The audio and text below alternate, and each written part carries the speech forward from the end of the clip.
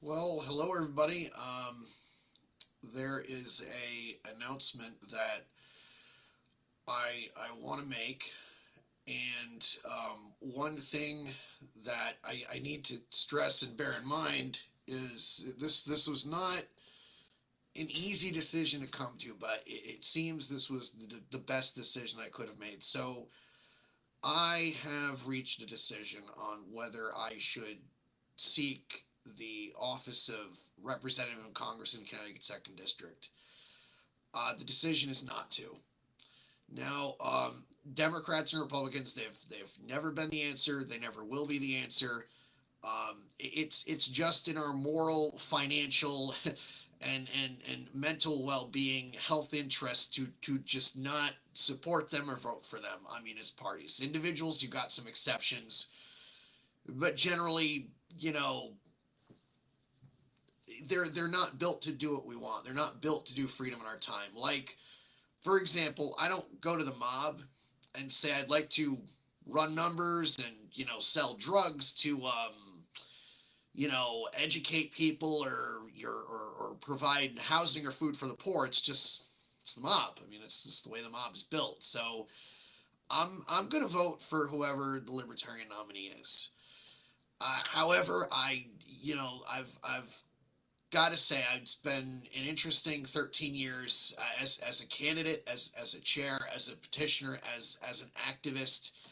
I'm a stakeholder with some easily more than a $500,000 of time, effort, and energy in this. So when I say what I'm going to say, this comes from experience. This is not opinion. This is this is what happened. This is what unfolded.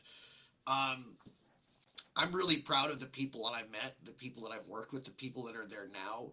We've done so much as the Libertarian Party of Connecticut, and my life is better for it. And this is the point where I can honestly say, to step back down. We've done things in house that most libertarian affiliates wouldn't have dreamed of. It's because we thought big. We desired to move forward. We desired to actually move in that direction. I mean, at least at one point. So I'm proud of that. We did pretty good. We did very good. We were boxing above our weight. There are things that you know I hope to see other affiliates replicate, and that's part of the reason why I'm making this decision, which I'm going to get to. So here's the sad part. I've seen people come and go, and they come and go for one of two reasons. One, they have come from another political party, and they kind of realize the game, so they come to us, because they want to build a party. But it's Connecticut. It's tough. The cost of living is high, so they move out of state. And number two, this is the reason that concerns me: is you've got some caucus or faction comes in, and they decide that the tactic of the day is to gaslight, and basically scare the competent party building help out of the party. So I can't continue as a candidate, as an officer, as a member of the state central committee, um, because of number two. Now, I can't continue because number two is chasing out the fundraising help. They're chasing out the legal help. They're chasing out the IT help. Basically, they're chasing out anybody who's been around long enough to learn how to build a party. And this isn't new. This is what we've always done. This is why we seem to pick up some speed, and we get to a critical place, and all of a sudden everyone wants to we get that faction, whatever it's called. And the name of the faction always changes. It's a different group of people, but we burn everything to the ground. We have to pick up the pieces. So I want to deal with this right now, because number two will happen again. It's happened in the past. So I want to get in front of this so we can actually do something about it. So why is number two a problem, regardless of what they're called? Number two doesn't care about talking to voters. Okay, it only wants to talk to low hanging fruit. It doesn't care to talk with anybody except for the people that it agrees with. That's not good politics. So number two, anytime when it comes to Democrats and Republicans, they would rather Democrats or Republicans frame us for us. and frame the issues for us. So number two is no active desire here whatsoever to lead. That's not what number two wants to do. It doesn't think big enough to do that. So number two doesn't care about raising money. It won't even start the conversation with serious actual political donors. It would rather we raise money through memberships and convention speakers and nothing else.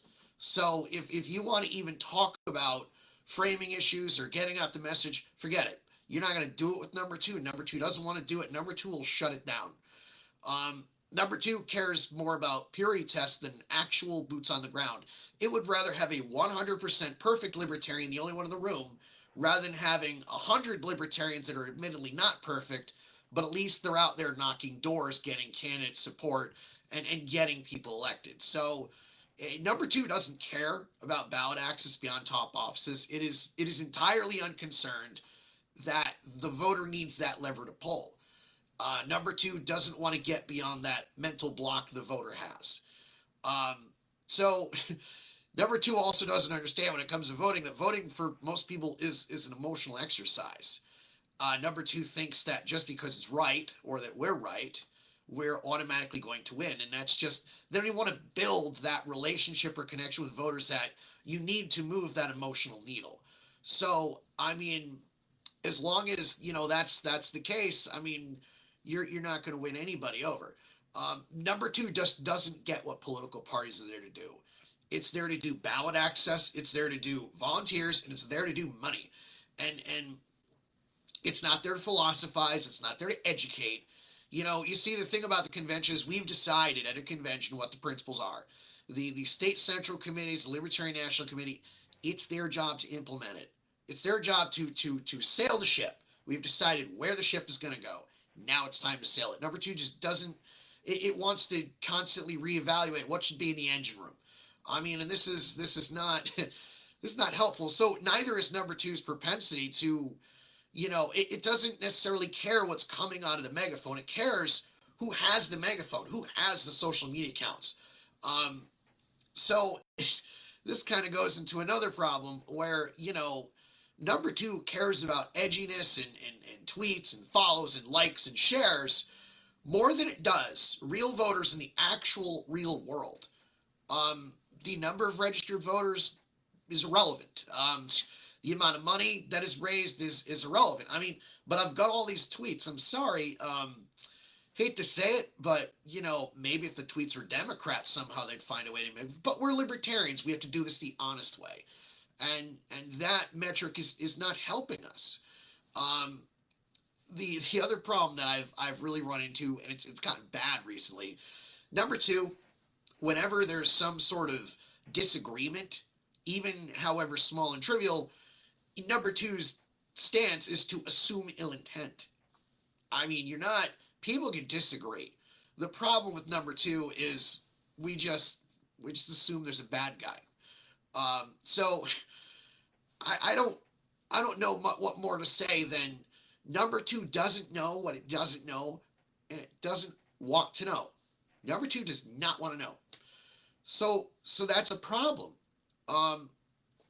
I've done my best to try to help get number two fixed, and it's been a process. I mean, we were very much on our way in 2018. I mean, we had the machine of knowledge. We had a bunch of stuff going our way, and then for whatever reason, I'm going to spell it out. There are two factions, for lack of a better term, but I'm going to call them, for in a pejorative sense, what they are, for what they should be acknowledged. So you have the Woketarian caucus, and then you have the Professional Foot and Mouth caucus. So the Professional Foot and Mouth caucus faction was the natural response to the Woketarian faction. I get it. We blew the biggest, and Connecticut was not part of this rule. It was the exception. We realized that COVID-19 presented a really big opportunity that we could capitalize on. And unfortunately, the Woketarians wanted to waste that opportunity, avoiding being controversial of lockdown measures, and in general trying to go toward like the race and the sex gender thing. But then you got the Foot and Mouth caucus, which was the natural response. I mean, it was it had the opposite problems here. I mean, it was talking about potential civil wars and red pills and blue pills and, edge learning about crypto and just being deliberately tone deaf to the people that have been in the party, that are just trying to work the party, that are a member of neither faction. So the backlash is it was inevitable, but um, we either way, we have an unprecedented amount of political dollars looking for a new home. We have an unprecedented amount of people who are just deciding to not vote because Democrats and Republicans are crazy. We've actively said no. And we've actively said no because it's more important, which faction takes over and to obstruct and to not move forward at all.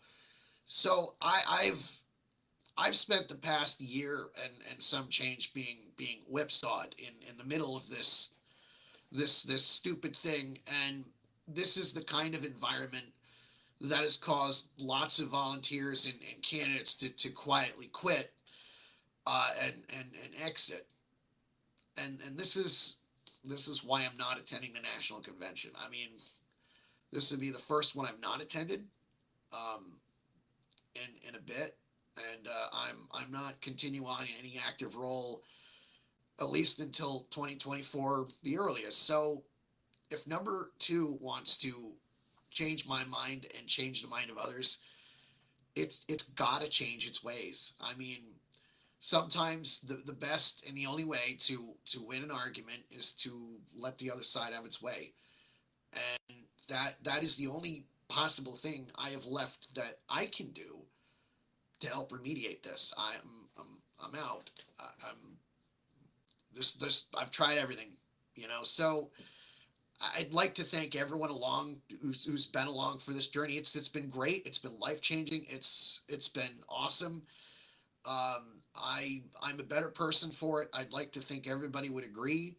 It just seems at this time, it's time to start a new chapter. It's not in the cards right now.